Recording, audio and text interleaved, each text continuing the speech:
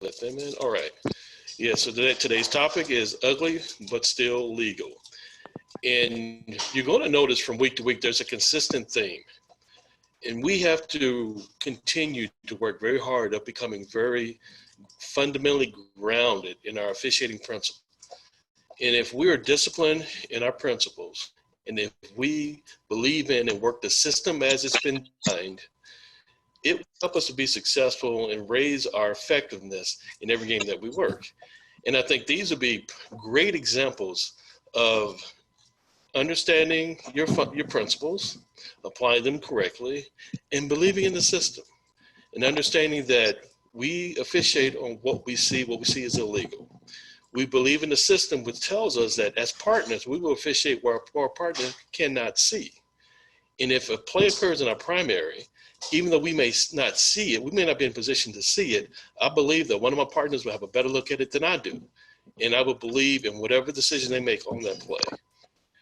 We do have a couple of special guests today that Blanca introduced, and we have a number of clips. Now, also today, we're doing something a little bit differently with our video display. We're going to try something different, something new. It should be better. Hopefully, it won't jump around like it has previously. But as a backup, like we've done the last several weeks, we have put links to each clip in the chat section. You'll find them in chat. And we've also posted them in GroupMe so that you can click on the links and follow the video while we're breaking down the video at the same time, if you choose to do that on a separate device.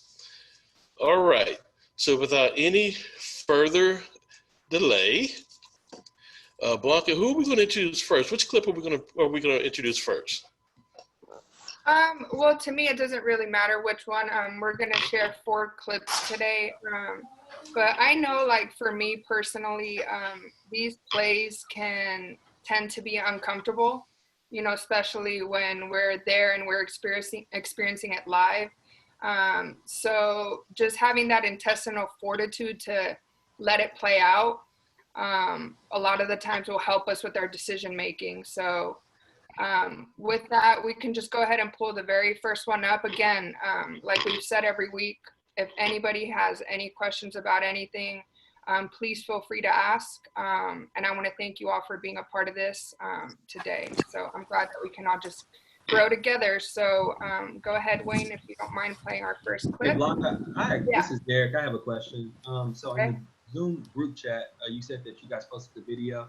I think that if we jump on after you posted them, we can't see them. And so if somebody could repost them in the Zoom group chat, that'd be awesome. Okay, I'll do that right now. Thank you for letting me know. Okay, so we're going to start with the first clip. And I believe this is Angel's clip. Let's see. Boom, there we go. All right, Angel, are you on the call? I sure am. Excellent, excellent. Okay, we're going to start with your clip, and we're going to play it through a couple of times and then walk us through it step by step. Got it.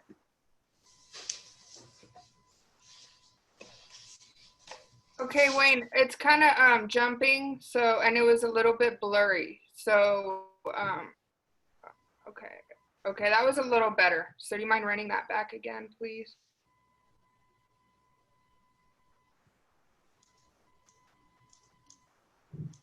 Okay, so at this point in the game, the score, Dayton's down 2. I think it's like 42-44, around that range, and we're under a minute.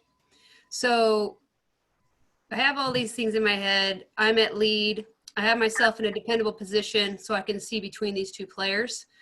And as I'm watching this play develop, I see 13 dribble. She does her power dribble, and she makes contact with that left shoulder into the chest of the legal defender, who is legal.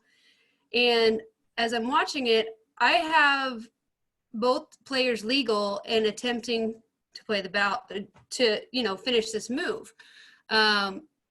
34 in blue for St. Louis.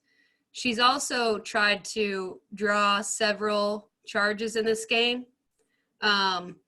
And right here, is where I have neither illegal contact by either player. They're both battling. 34 feels the shoulder of 13 and just throws her head back, and you can see her head go first. And that's also a tell of someone trying to get you to bait on an offensive foul. So between those three things, I had both offense and defense legal, and then that little baby contact by 13 is not illegal, and 34 feels it and throws her head back. So had 34 fallen down and 13 was not able to land cleanly, we could come away with a block on this play. Like, you know, she's in her feet, can't have her land safely, but she landed safely, scored the basket. We just played on. And we did get this clip sent to us by our signer, and she said, just describe to us what you had on this play and, you know, why you had the no call, whatnot.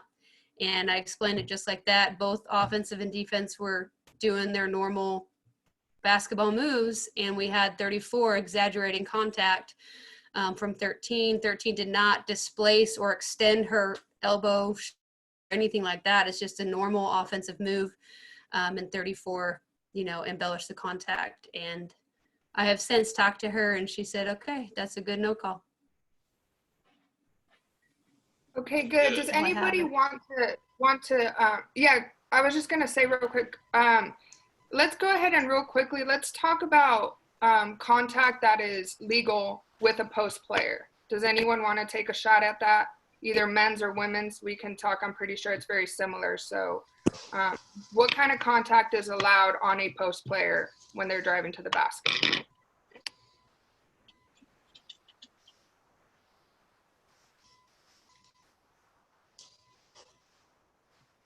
Anyone?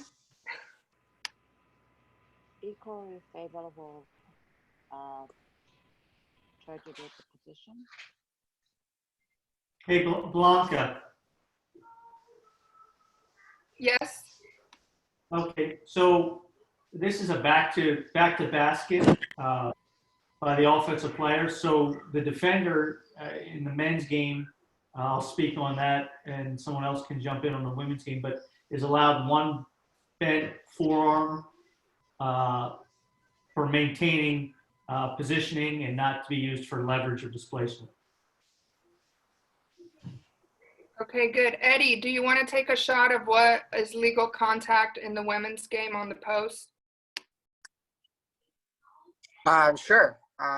It just like the men's, once you have a post player, well, first of all, a post is considered when they have the back to the basket. Location of the player is also taken into consideration here, which is where the LDB is at. Now, as far as the defense, she is able to have one arm bent or one elbow is something. So basically what we have is one point of contact once the post player has the ball. If she doesn't have the ball, then we can have 2 point of contact, and that'll be a bent elbow or an elbow, you know, sort of that nature.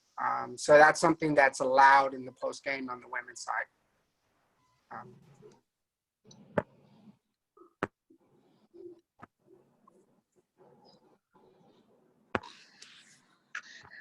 Okay, was someone gonna ask?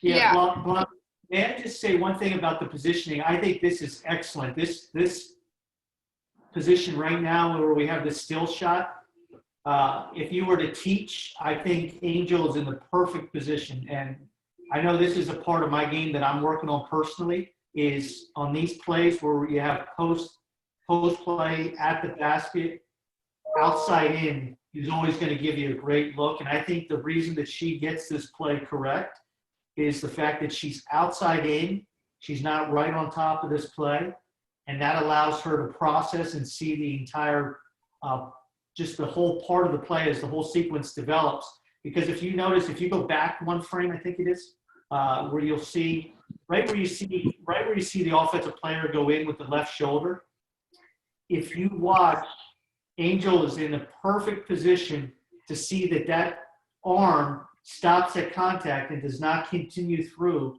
to displace the defender.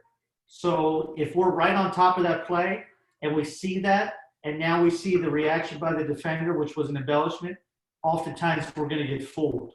So I think in this example, it all starts with positioning, and I'm going to use this as a great example for me to use as where I want to work in the lead on these types of plays.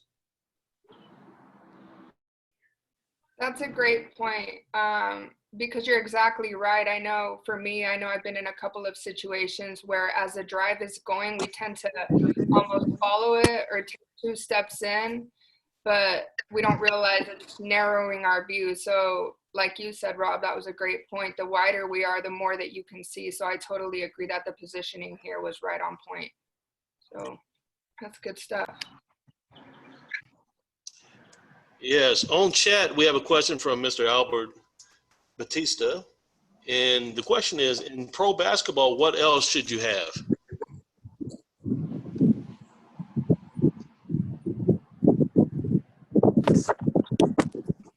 Oh, are you talking about? Oh, he's talking about the 5-second back down count. Okay, because I was sitting here trying to think what else. But yes, Al, that is correct. If the ball handler is backing down the post player in the pro game, the lead should show a full 5-second count.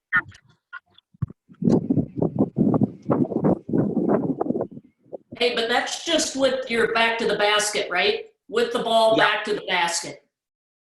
Below the free throw lane line extended. Yes, right? Dribbling below free throw. Yes, correct. Yeah. Thank you, Amy. Yeah, just But want to make sure. Can't you have 2 point of contact as well, though, as long as the defender's arms are not extended? You can even use your knee as long as you don't displace the post player. Am I correct on that? It changes when you're posted up with the ball versus when you're facing the basket. So, like you can't have your body on the offensive player with the ball. You got to take that body off. This is different because she's going to the hole.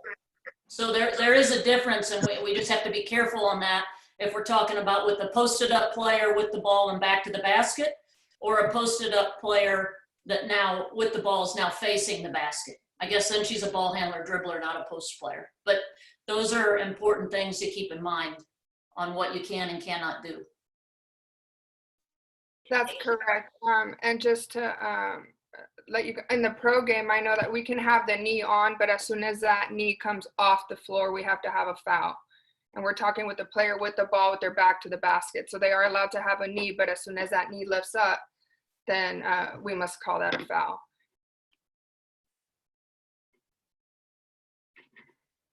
Okay, does anyone have any other questions on this particular play or any thoughts?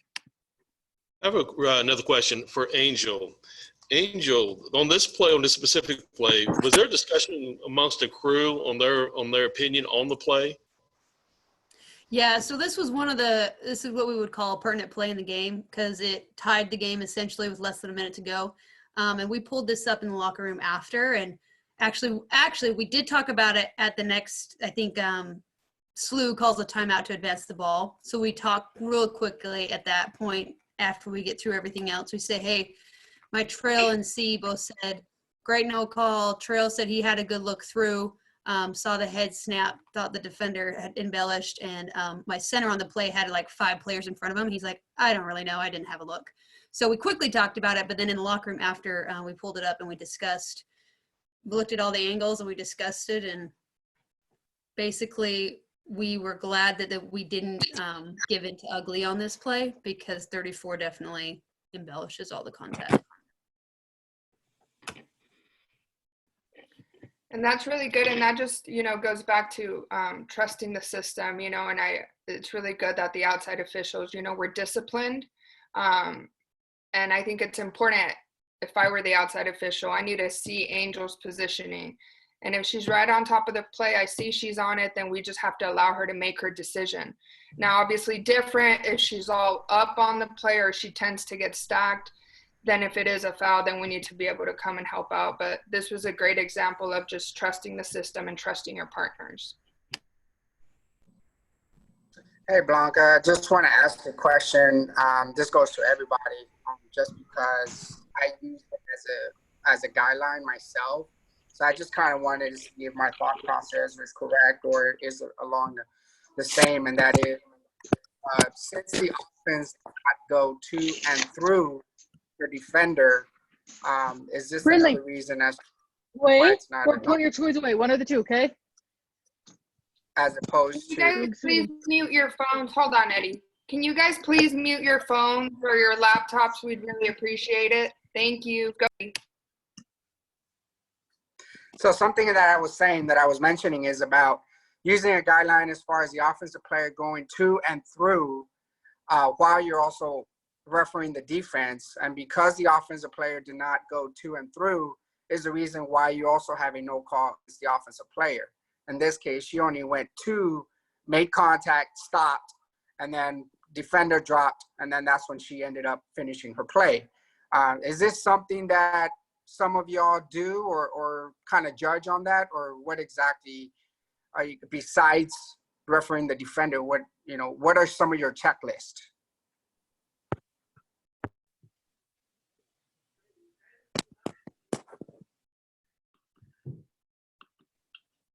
Eddie, Eddie, I would agree with you on that, right? I mean, obviously, at least in the men's rule book, 2 and 3 is not in there, but it's a guideline we can use. I know last week, I think it was on this call, we talked about, the offensive player having control of their body. And forgive me, what was the word we decided to use instead of under control? Reckless. Yes, thank you, reckless. So, in this situation, the offensive player is not reckless, stops. And if you guys look at the chat, what Al mentioned, the offensive player actually throws her head back and then sits down on contact, which in my mind is an indicator that they're trying to fool us, because if we actually, go through her torso, then her head is going to go into her chest as she falls backwards, as opposed to if you run this and just watch the defender, she sits down and then she throws her head back trying to fool us. I think that this is a great example of a play that when I was starting out of officiating and I would see this type of action in my younger years, without seeing a whole lot of plays, I would absolutely call an offensive foul because of the action and what it felt like. But Angel is very relaxed and focused on the play and absolutely does not flinch when this contact occurs.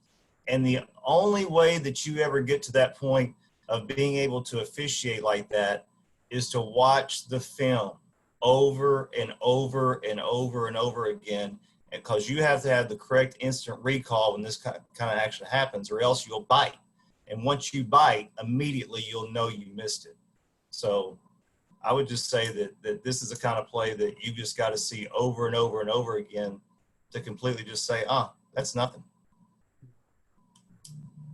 And just one last point, Blanca, that I wanted to make was, as much discipline as it took for Angel not to blow here, I don't know who her two partners are in this game, but they do an excellent job of having awareness that my partner in the lead has an excellent look. She's open to this play, and I'm going to put trust in her. Now, this is a gamer. I think it's 2 points within a minute.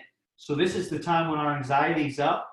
And if you don't have that discipline, this is the type of play you could come in and get recklessly and really screw up the game. And this is a prime example of why we need to trust the system, trust the lead who's processing this play, who's in an open look, and identify that this is not the type of play that I want to come from slot or trail and have an opinion on when I have a lead who's right there with good judgment in a position to make the right call.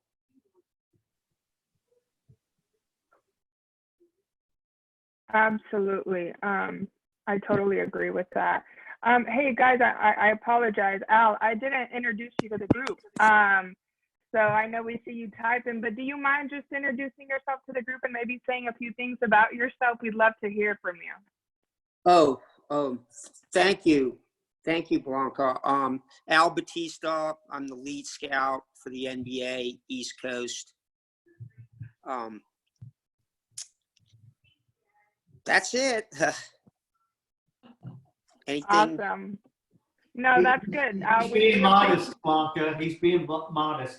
He's one of the best teachers in the country.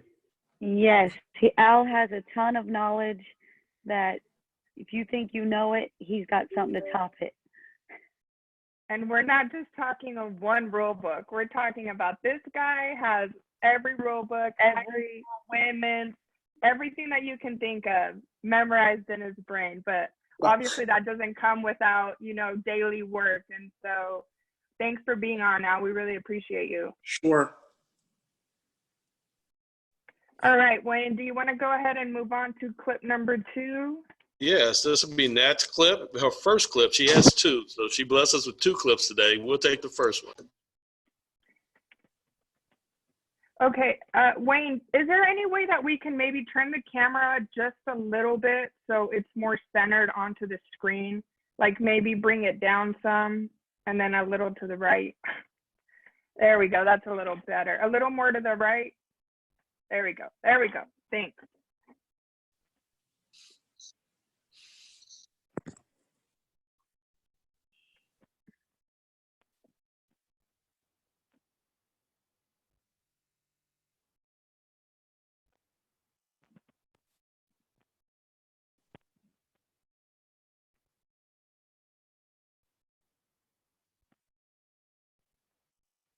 All right, so I'll walk you guys through this clip. Let's look at this angle again.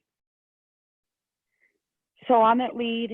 I have Aaron Gordon. He's driving the baseline. I'm wide at lead. I hold my spot because I have a really bad habit of baseline drives. I want to follow the play in, which that closes our vision angles.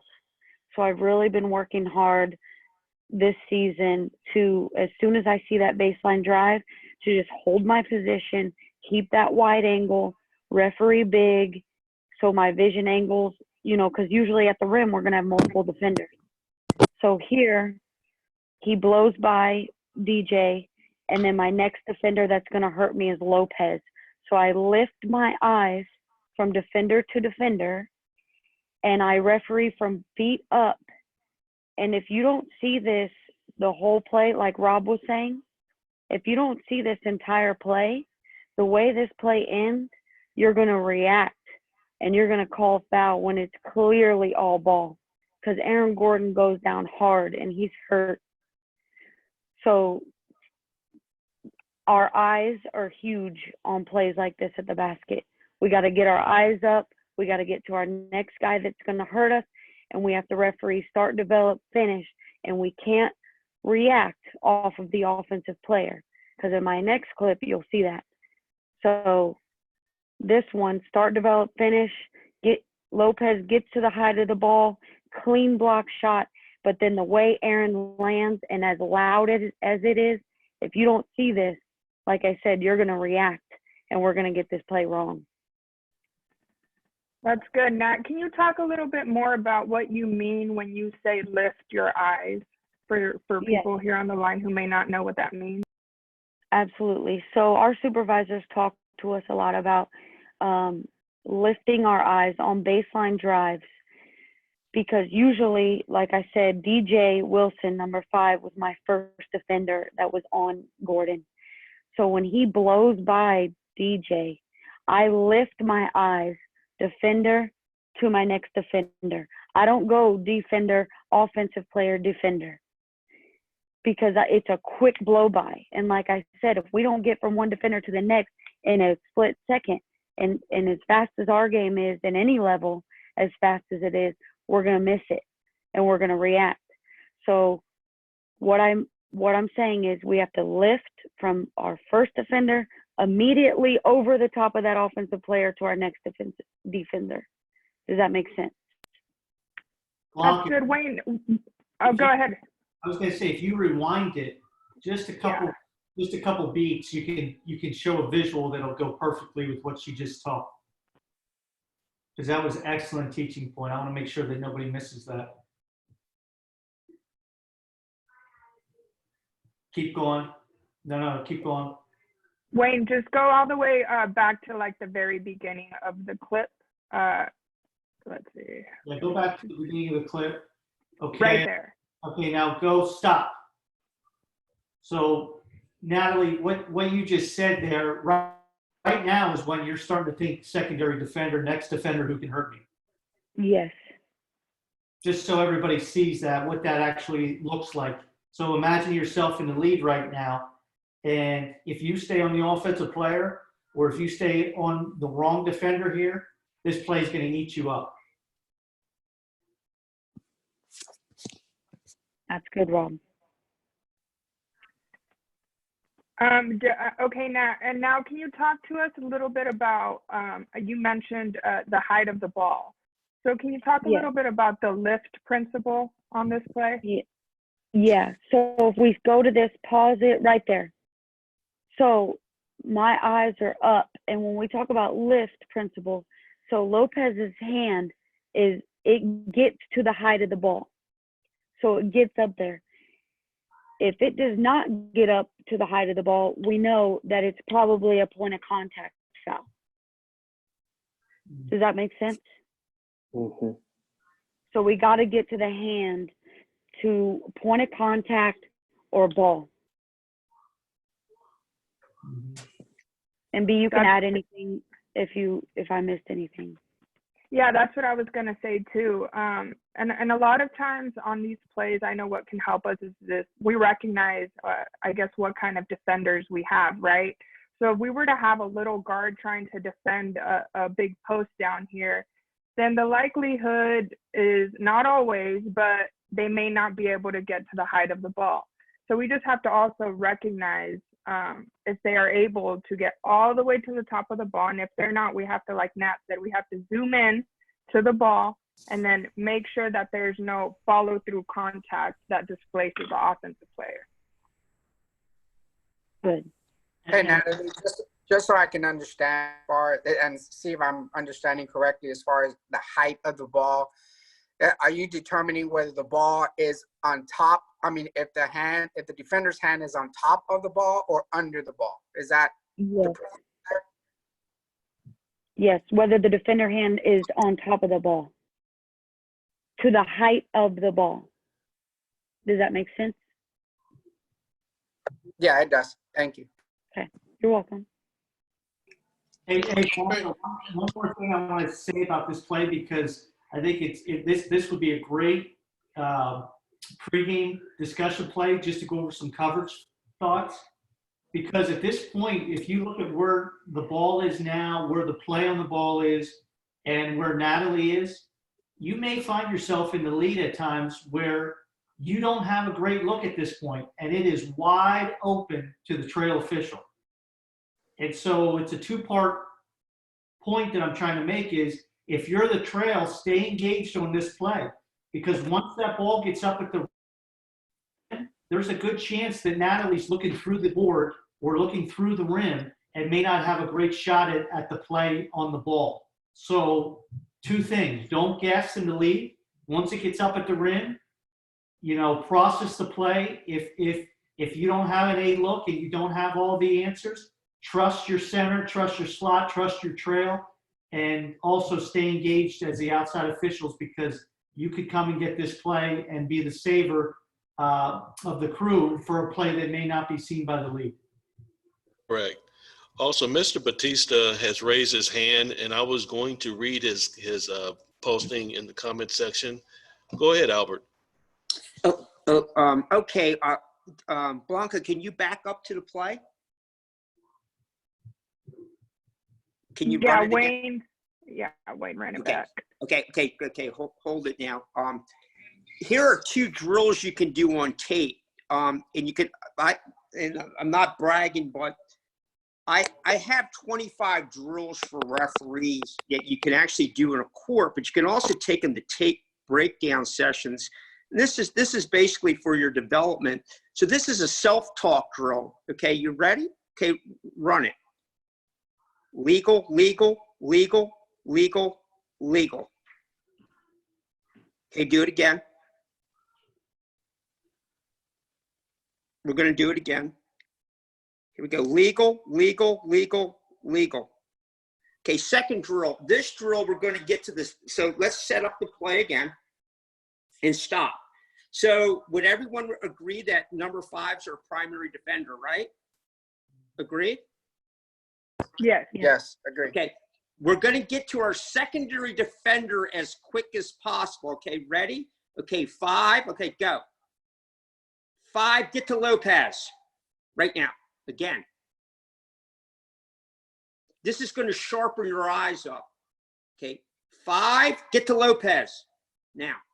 Okay, so if you do that, you're really going to get good. So here we go. 5, get to Lopez. Legal. And I'm going to say something here, and I'm going to only represent the game that I'm directly involved with men's basketball, with men's college basketball. We are not very good at this. Collectively, we do not get to the secondary defender soon enough. So I would assume that is maybe in other levels as well. I do believe that the women college basketball, they are better at this, and they are better than us fundamentally at a lot of things. But I know if you watch a lot of higher level BCS Division I games, you see quite often the league would stay on the primary defender, or even worse, stay on the offensive player as this play finishes at the rim.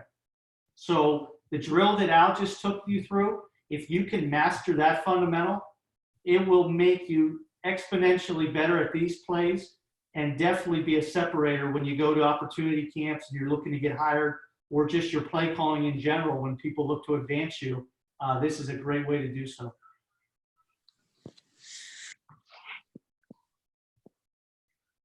That's really good. Thanks, Rob. Thanks, Al, for sharing that. And what came to mind too for me is the quicker that we can get to that secondary defender, the longer period of time that we can see them, obviously, and we can judge legal versus illegal. So I know I can do a better job too, and it's just, working our eyes and being able to get to that secondary defender so we can see them for a longer period of time so we can make a better decision on the play. Hey, Blanca, this is Garrick. Also, if you notice in the background, there's 5 seconds on the shot clock. So one of the things that can help you with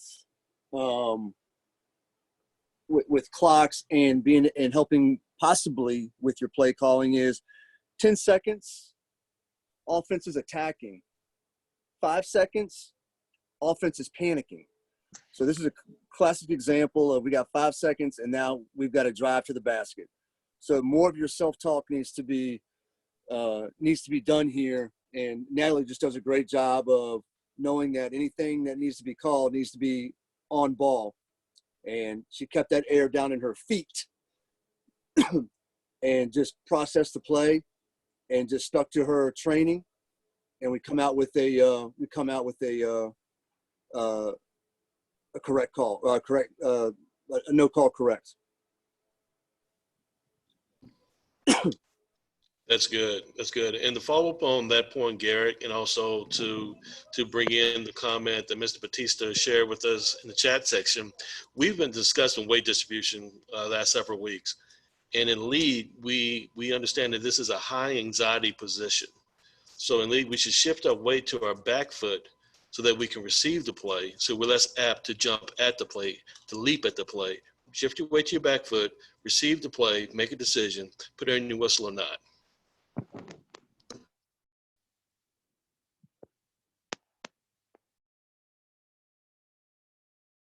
All right. Anyone have any other questions or thoughts on this particular play here? If not, we'll go ahead and move on to the next one.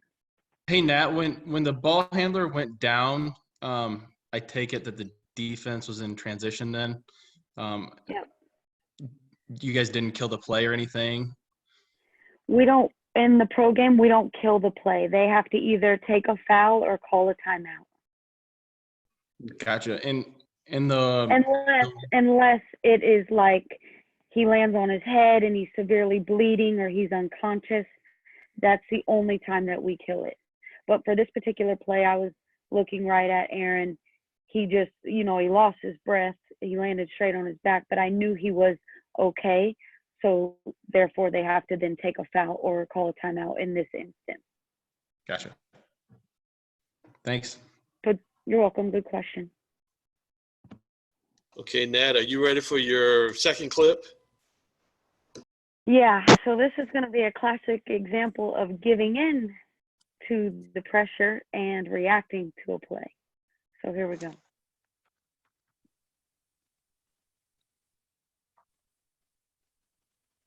It's going to happen down the other end. We'll watch it once through and then we'll go back and break it down.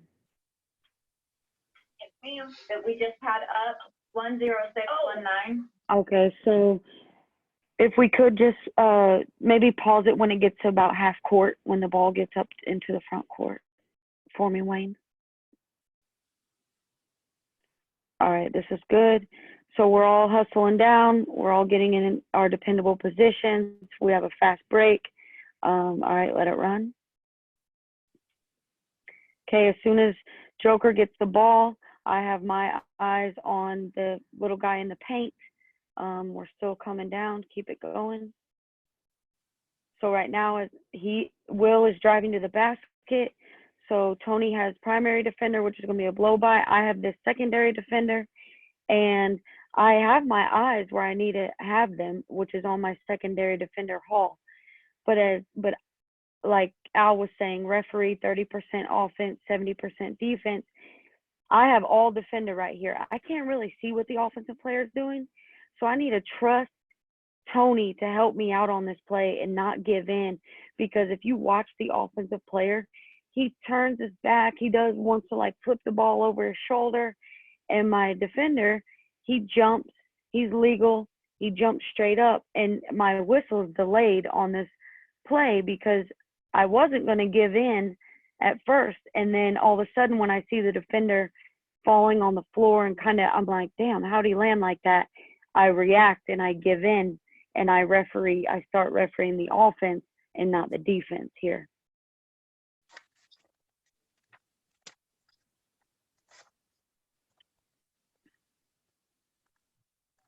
See how his body contorts and he spins and he completely turns his back to the basket and he's just kind of throwing something up.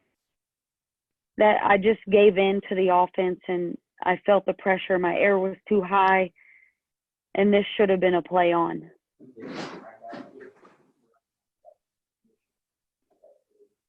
So Nat, in an ideal situation, like what is your self-talk here, obviously, like on this particular play? Right, so I'm telling myself, like, I'm finding my guy, and I'm saying, all right, 42 is my guy. As soon as I see Will driving to the basket, because I have two Detroit players right there, so I'm waiting for the one that takes a crash and heads to where the offensive player is going. So I'm like, all right, 42, keep your eyes on, referee the defense, because like Blanca said in that last clip, the longer we are on our defender, the more likely we are to get the play correct. So here it looks like the defender is turned. However, we have to remember the offense creates contact first. So the offense turns the defense. So we can't penalize the defender for the offensive player turning that defender. So that's what I'm saying. If I'm on that defender the whole way, I know exactly how he started and what he looked like and how his body was. So right there is where Will starts turning him. So Blanca, back to your question. I get my defender. I tell myself, referee the defense, here it comes, keep my air low, verticality play, like all those little things to like calm me down and to keep my air low and not up in my chin. But but I can't see his body. I can't see the offensive player here. So whenever he spins off of him and lands like that, I give in and I react. So this is a perfect example of it's ugly, but it's legal. So then I have to you know, Dwayne Casey comes to half court and he's throwing his arms up. And so now I have a situation I have to diffuse. So, you know, but being honest, like we talked about a couple weeks ago, I just had to tell him, I said, Dwayne, I hate it too. It's not my favorite call of the night. And, you know, he just smiled and he just kind of calmed down. And Dwayne's tough. So, you know, for that to happen and he's down, you know, I mean, it's not going to always be that way. But like we talked about also a couple weeks ago, having those little like one-liners in our pocket to get ready. Because I knew as soon as I blew this, you can tell, put my arm up, and the way I bring my arm down, I'm just like, oh, shit. You know, like I gave in. Yeah. I immediately said, I gave into that one. Right. That's really good. And look at the And reaction. And you can tell, sorry, B. And I know that our guys react a lot and they're throwing their hands up a lot.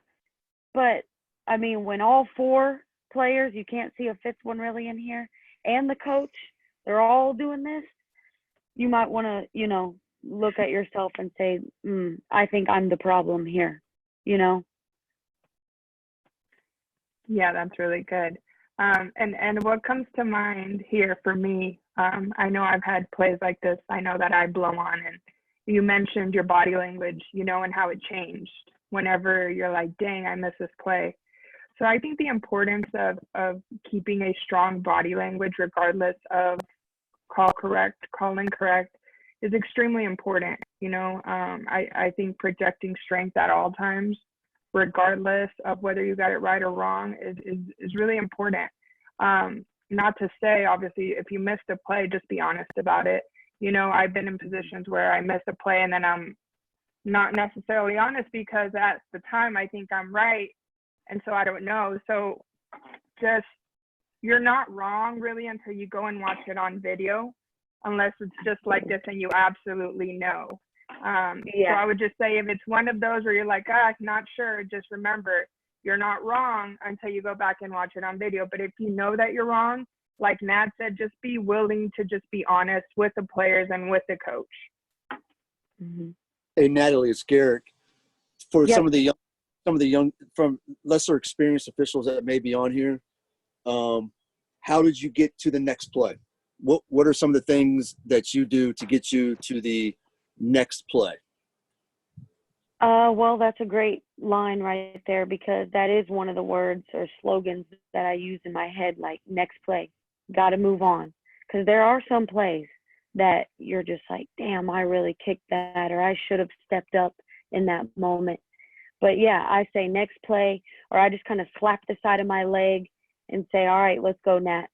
So I had another minute and a half to finish this half. And I'm just saying, you know, once I calmed Dwayne down, which that helps, knowing that he's okay because I admitted I was wrong. And then I just kind of slapped my leg and I was like, come on, Nat, a minute and a half. We get through this minute and a half, and then you have a 15-minute breather to reset and then come back out and establish the guidelines to start the third period. Very good. But if it was just in a, you know, if I still had a lot of minutes left, like obviously just next play, you know, move on, get the next one, you know, just those little positive self-talk things that, because we always, in our jobs, we are our worst critic. Like, we are super hard on ourselves in this business. But there's a lot of good things that we do out on the court. And it might not be by blowing our whistle. We might do good things by not blowing our whistle too. Could be a great no call. It could be nonverbal communication to our partners, you know, just all that positive stuff you want to try to go back and think about and tell yourself, like, all right, I'm going to step up on the next player. I'm going to help my partner the next chance I can get. I try to be as positive as I can be to move on.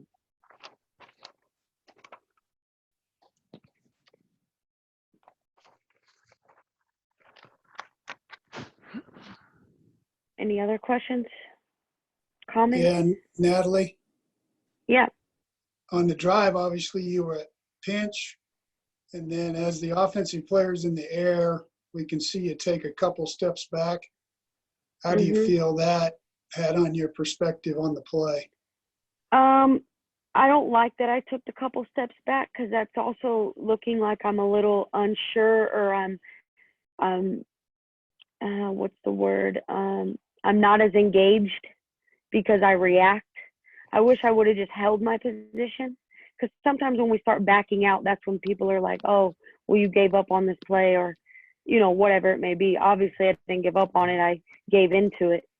But yeah, backing out is not always a good thing. Thank you. We have a question on the chat. Do you like your position on this play, or do you think you could have been in a better position? And if so, where is that on the floor? Yeah, I like that I closed down. I got to inside lane line because it is a quick drive from slot side. And as we know, slot side drives are one of our hot spots. Like, slot needs help. I know it's secondary defender, but still, it's not enough. The drive happens so fast, I can't fully rotate. So I have to close down to get to where I can see this play best and to put all of us in a better position. So I like my initial position, but going back to Todd's question, I don't like that I backed out on it. This is Rick. I got a question. So on a play like that, I usually evaluate that by the offense creates all the contact. What's right or incorrect about that kind of a point of view? I mean, we talk about that a lot. Like, offense creates the contact. You know, we tell coaches that too. And sometimes you got to be careful with it because, yeah, offense is going to create contact because they're going in, you know, driving to the hoop. So that's why we have to referee the defense, because our job is to referee the defense and put whistles on illegal or legal. Does that make sense? Yeah, that totally makes sense. And I've always been taught to referee the defense, just like what you're saying too. But then in a play like that, I kind of break it down sometimes to be, well, the defender had good position and the offense creates all the contact. And I didn't know if that was a good way to break that down, or if there's a better way to break that down.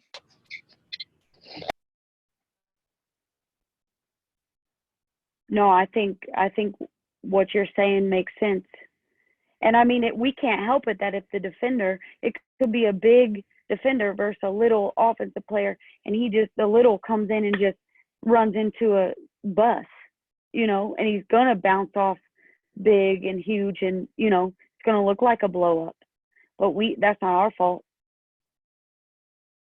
I think if you referee the defender like we're talking about, your decision is based then on the legality of the defender. And so if you deem the defender to be legal, it doesn't matter if the offensive player created contact or not. You tell the coach, defender was legal, offense went into him if you have a no call or whatever. And I think that's why we say referee the defense, because it doesn't matter if the offense created the contact, but the defender's never legal, the onus is still on the defender to get legal first by getting to the position or whatever. I agree, Amy. Yep.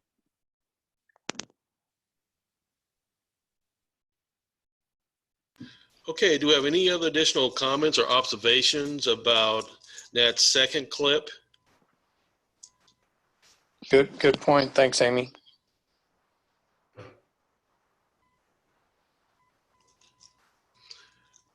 Okay, good. So let's roll into our fourth and final clip. This clip was provided by Rob. Rob, thanks for joining us today. We'll run through it, and if you can provide us your observations on the clip from beginning to end, that'd be wonderful. Sure, yeah.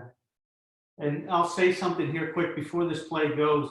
If you notice about this theme, because my play is very similar to Natalie's second play, well, actually her first play, but play number 2 that we looked at today. And when you talk about plays that are ugly but legal, it seems like they're all happening around that rim 8 feet and in area. So you think back to Angel's example, it was post play. You think back to Natalie's examples, their plays drives to the rim. And now you'll see another one here. So just having the patience at that 8 feet and in, a lot of times that's when we're going to really be tested on these plays.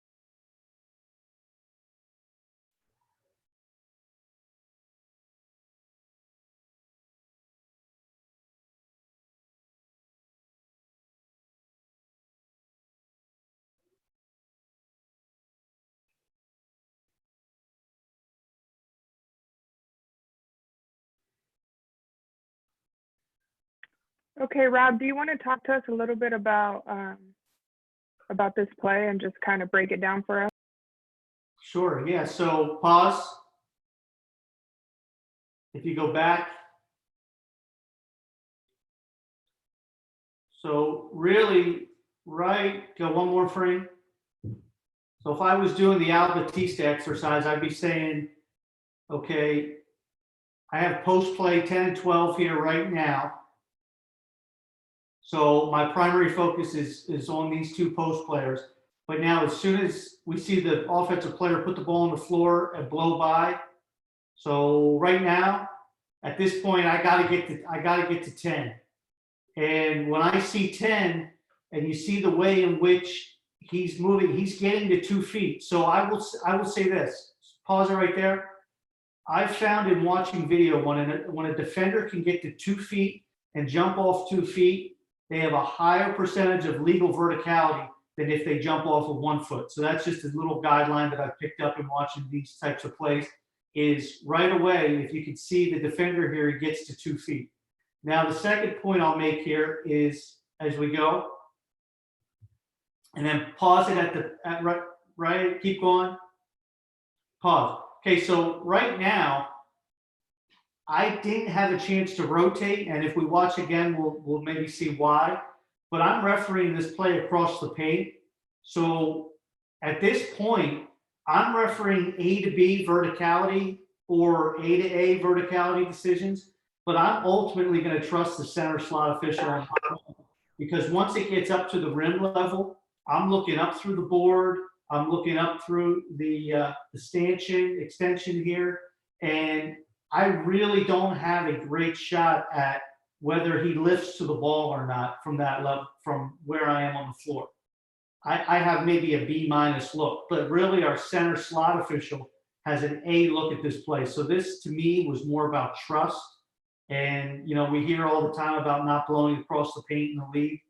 And I think this illustrates this is just as much a great decision by the center slot official as it is, and maybe even more so than it is for the lead official. Rob, real quick, can you talk a little bit more about what you mean when you say A to A and A to B contact for those that may not know? Yeah, so pause.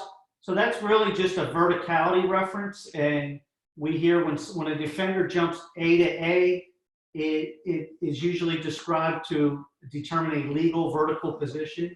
When somebody goes from point A to point B, we're assuming that they're jumping out into the offensive player, which by definition would be illegal.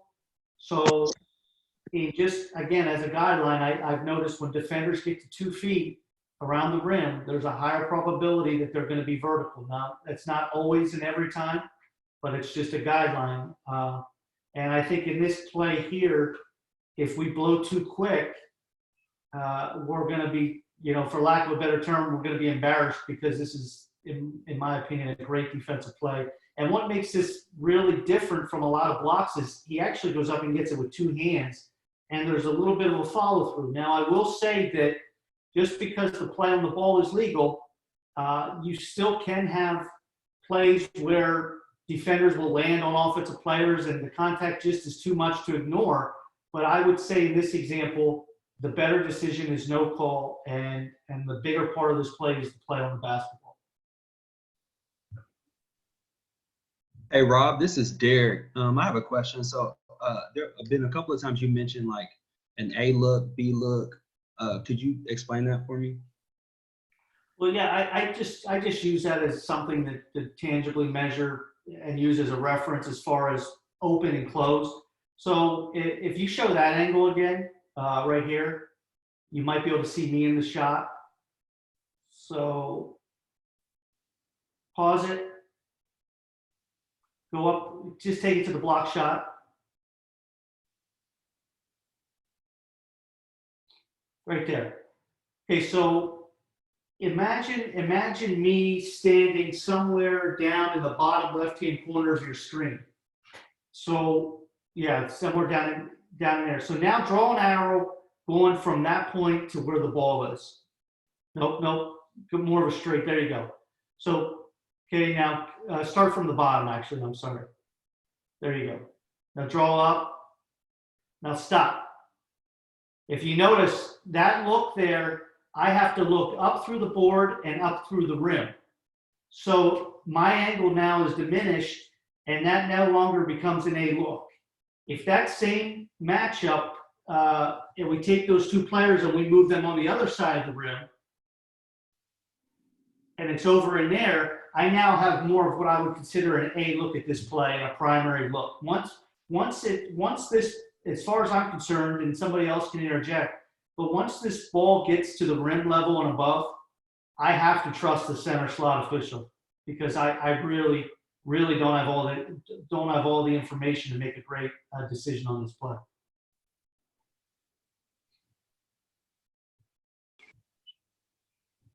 I would even take it one step further, right? So your slot official has an okay look, potentially, but if you think about where the trail's standing, he's perpendicular to this play, and potentially on plays like this, he has the best look. So again, lead, you're not sure. Slot, if you're not sure, that's a play where we need that trail to be engaged, because right here, you could, let's say 10 was a little more to his left and in front of the defender, not on the side. So right here on this play, the center has a great open look, right? But if that defender turns a little bit, that would then open it up to the trail to have the only look on this play. So on plays where it's a diagonal line between two of us, in this case, the C and the lead, potentially the trail could have the only open look. So that's why it's important on plays to the basket like this. Trail don't fall asleep. Very good point. This is Derek again. I have another question. Sorry. Kind of pointing toward what Mike said. On plays, I was on a Zoom call where an NBA official mentioned that that these are the type of plays towards the basket where we want to have 6 eyes in the paint. Is this one of those type of plays where they would reference that? Yeah, and I think, Derek, you start to ask yourself, okay, so if we pause it here, why else would we not? Because when you look at the center slot and you look at the trail, where's their closest engaged matchup?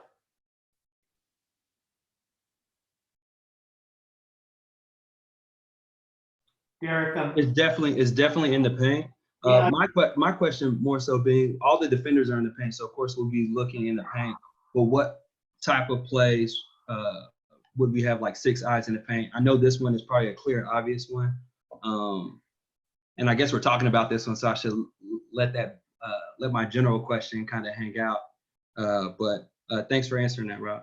Yeah, no, I just think this is a clear illustration, as you alluded to, that this is the type of play where we always talk about wherever you are on the floor, get in a position where you can see your primary matchup and then be open to your next competitive or engaged matchup. And for no other way to describe it, but there's no competitive or engaged matchups here for the center or the trail official.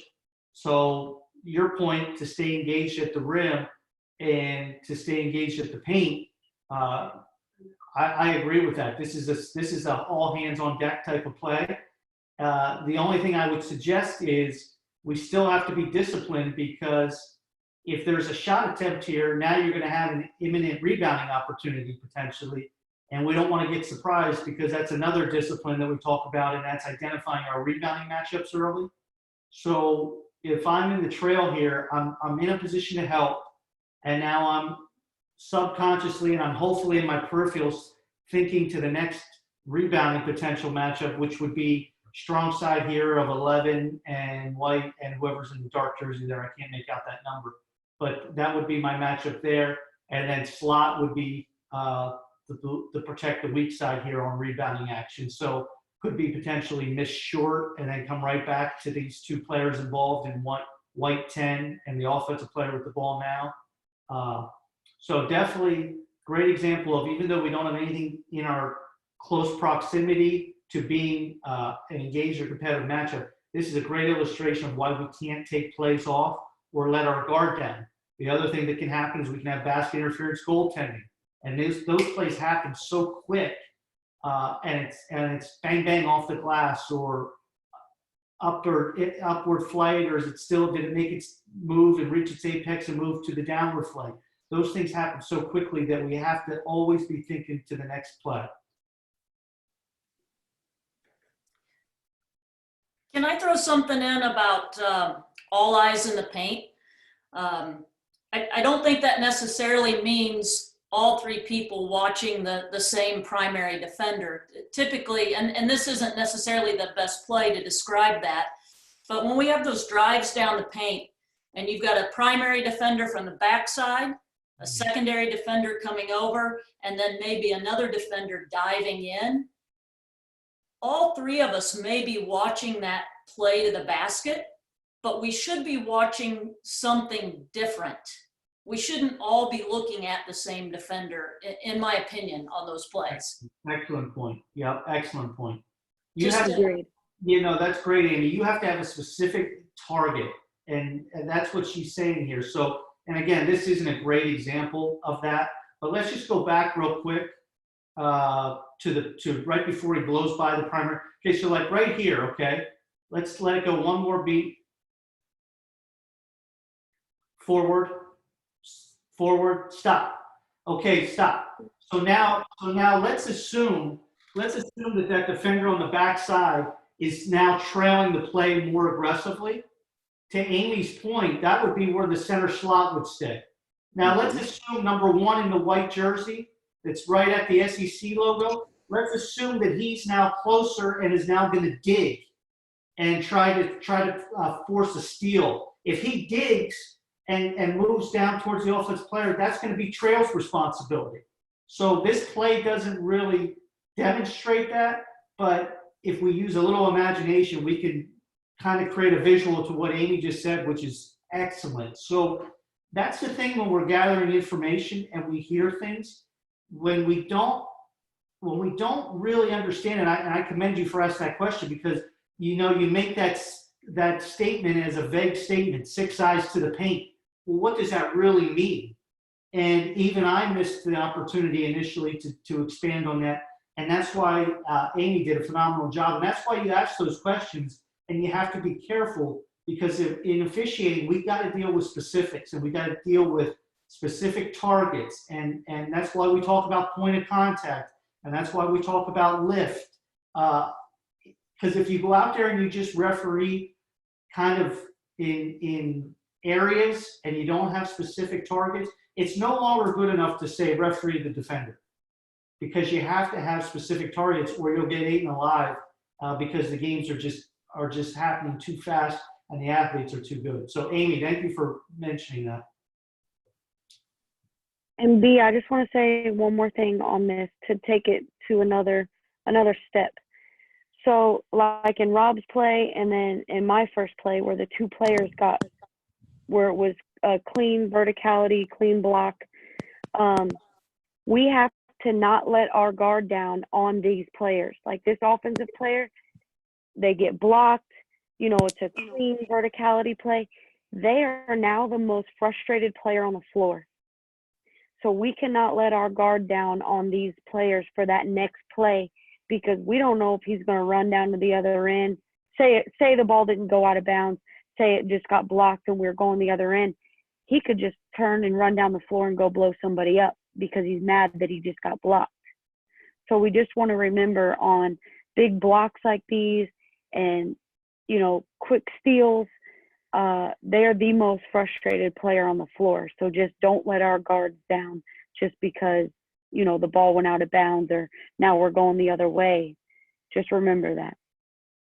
And I'll just say one more quick 20-second point here.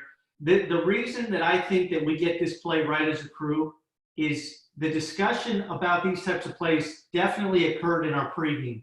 And the reason I know it did is because number 10, Gafford, who's now in the league, led the SEC in block shots that year. He was a known shot blocker at the rim. So I know for a fact that this crew spent time talking about the ability that when we have plays to the rim tonight, we have to be patient and we have to process. And just alluding to that in the pregame is a great starting point to develop those thought processes for your game. So anytime you can talk about these plays in pregame, do so, because it really does help.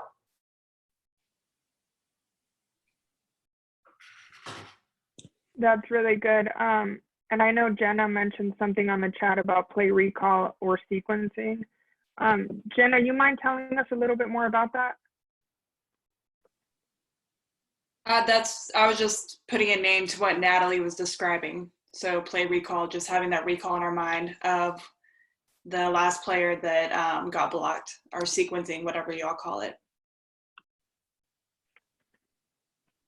Okay, good. And yeah, so just understanding, you know, what we're calling and what we're not calling, right? Because nothing makes coaches more frustrated than when we're not consistent. So that was a really good point. Does anyone have any other thoughts or questions about anything? Yeah, I think Rob, and it was very subtle. I don't know if anybody picked up on it. Rob stepped right to the player who was on the ground. So he made himself present right there to make sure that he wasn't going to jump up or say something, do something. He stayed there. It was just a small snippet there at the end, but Rob just didn't go boom, blue ball, and just kept walking and to go get the ball. Boom. His presence was right there for that player, making sure that White doesn't step over him. There's no pushing, whatever the case may be. So when the ball is dead, you come alive. That's good. And I think that the outside partners also do a good job. I know I've seen in a lot of games where we kind of make the situation more than what it is. And we have one official, we will say Rob, he's there, and then we have other two officials running in on the play. And it just really makes it look like it's more than what it is, right? So as long as we have one person or two, I think that's good, but we just don't all want to be running in because we all have a different responsibility.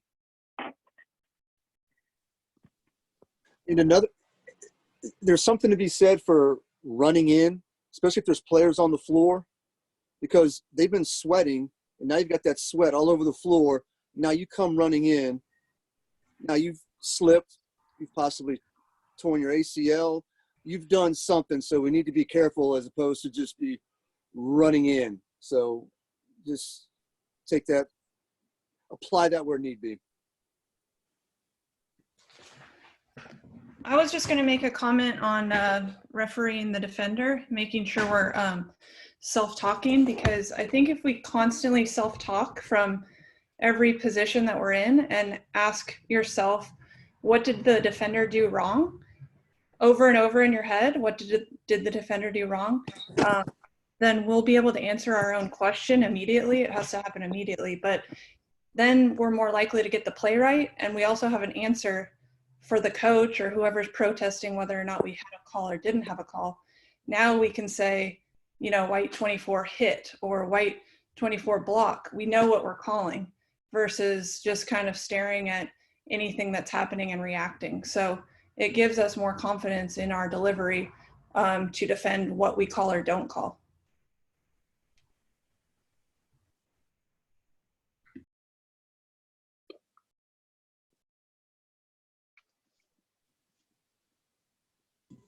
That's great.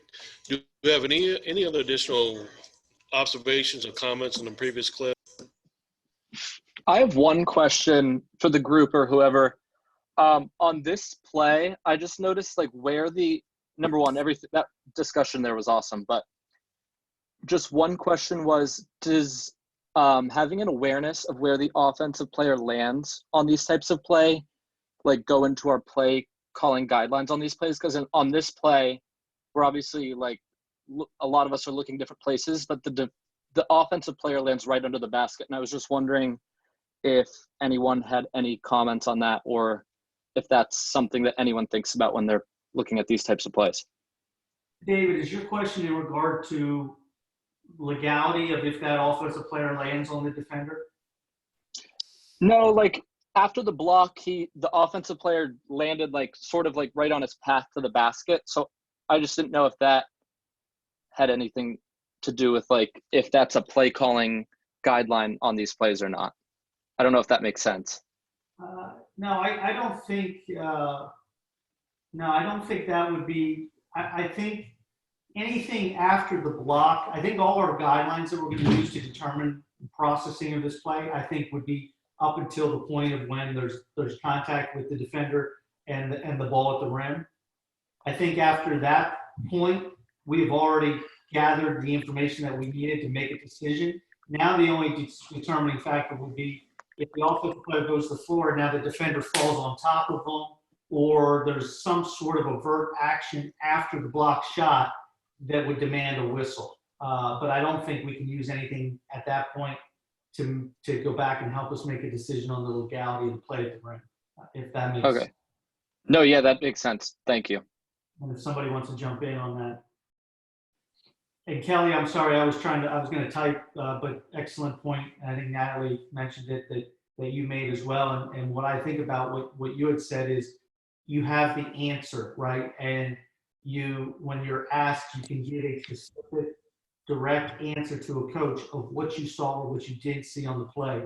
So that's tremendously important, especially for us who are lesser experienced in these leagues. And even though Natalie's in the NBA or I'm in the SEC or wherever you're at, just because you're on a staff doesn't mean you have the credibility and trust yet.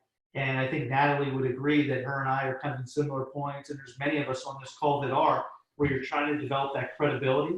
And if you go over there and give some BS answer about a play, you immediately begin to lose that credibility. Whereas if, to Kelly's point, you have the answer, now you start to develop that trust. And now on those 50-50 plays, you start to get the benefit of the doubt. So really good point on that by Kelly. Thank you.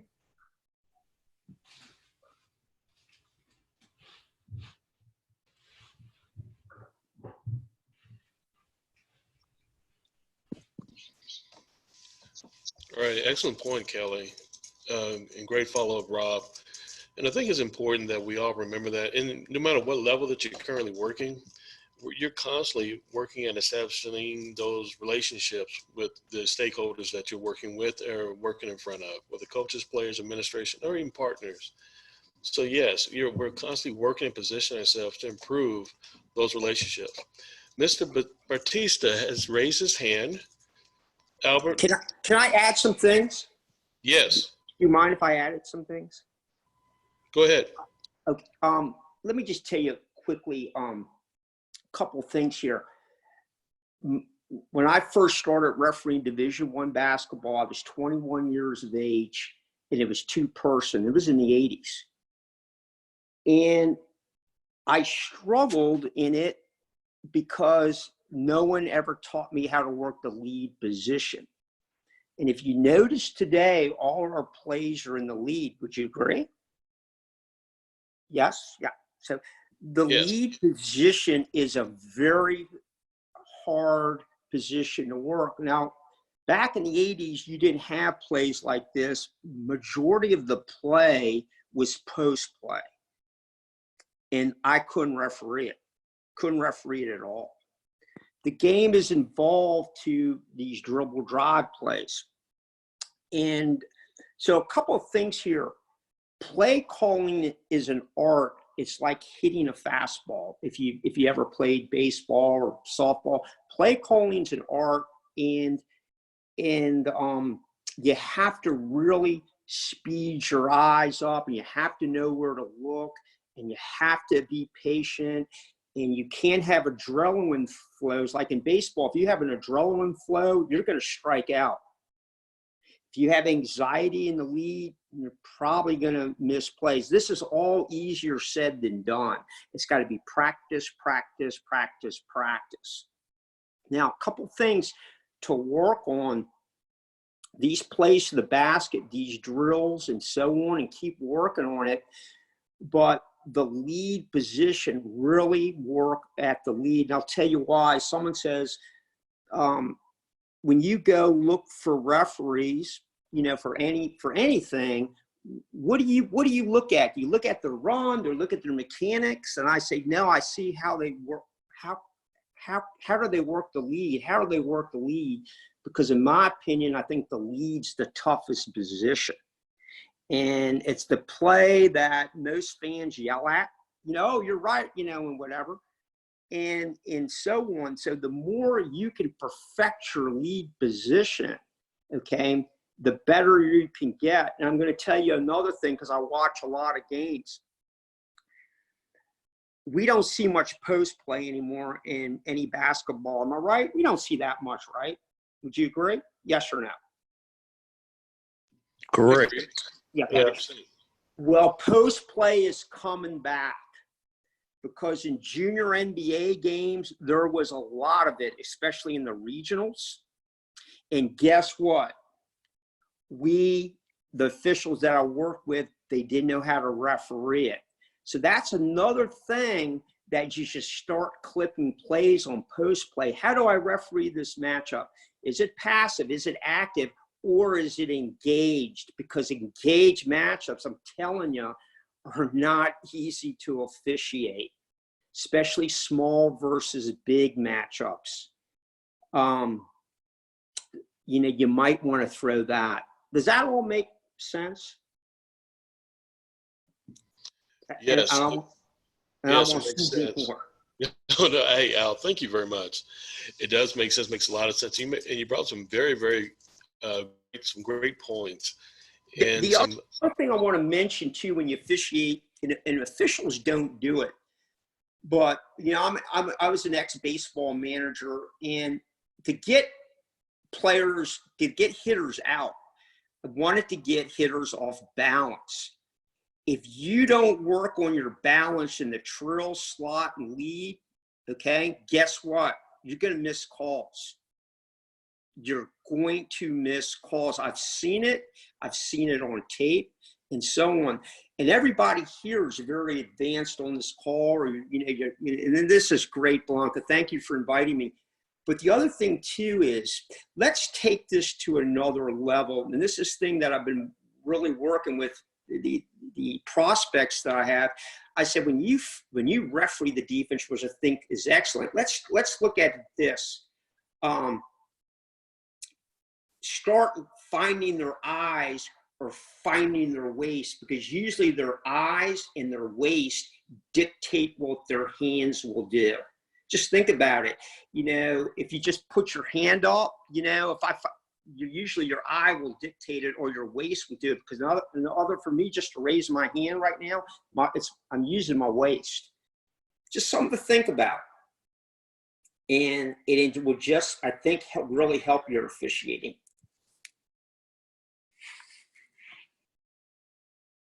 That's another great point, Al, and thank you for sharing. And what you've mentioned is that in this game that we all love, that we all participate in, this game is constantly evolving. And as you've mentioned, it went from a play game in the 80s, I know because I played back then, to now it's more of a perimeter game. Yeah. And where they're either taking threes or attacking the basket.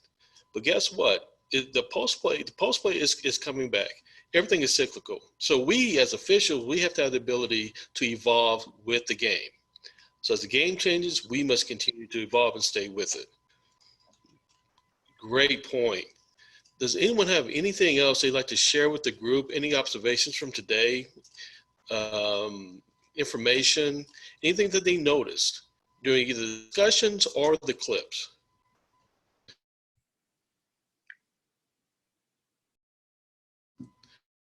I tell you what, if you have anything that comes to mind later, reach out to us, share with the group, share with everyone, and then we will forward it to those who were involved today. B, do you have anything to share with the group before we close?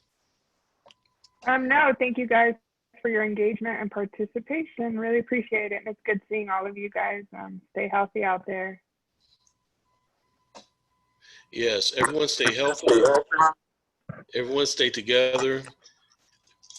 Stay in connection with your families, and appreciate everyone that you care about. And we will all get through this together. Thank you for being here. Thank you for sharing, everyone. See you next Wednesday. Thank you. Bye. Thank you.